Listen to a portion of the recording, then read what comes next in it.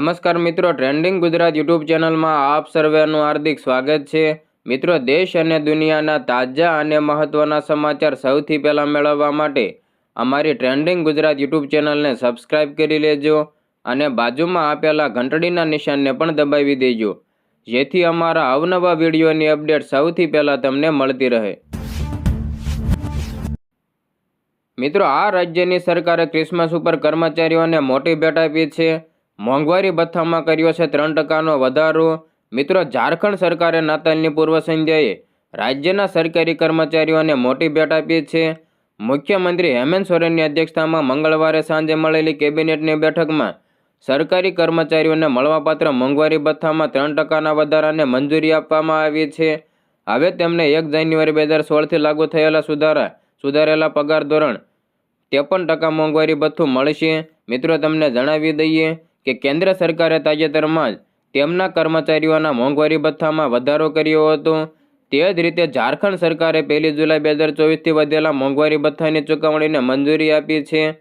રાજ્ય સરકારના નિવૃત્ત કર્મચારીઓને પણ આ વધારાનો સમાન લાભ મળશે। મિત્રો, રાજ્ય સરકારના વિવિધ વિભાગોમાં વિવિધ સ્તરે કુલ 5,33,737 જગ્યાઓ મંજૂર છે। આ મંજૂર પોસ્ટની સામે 1,83,016 પોસ્ટ ઉપર લોકો કામ કરી રહ્યા છે।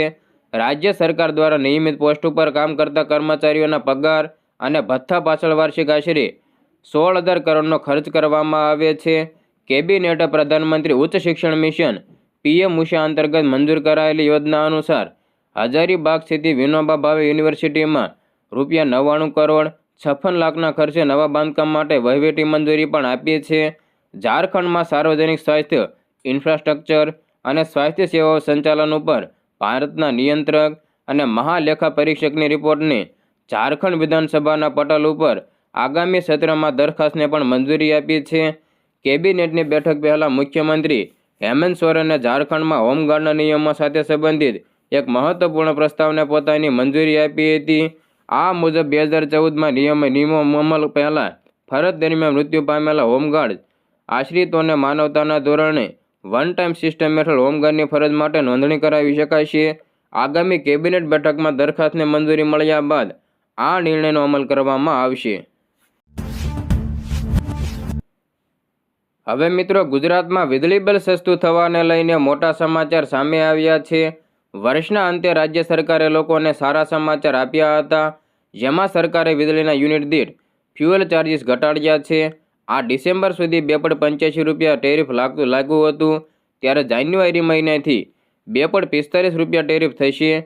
મિત્રો, આ નિર્ણયને કારણે ગ્રાહકોને ₹1,120 કરોડનો ફાયદો થશે।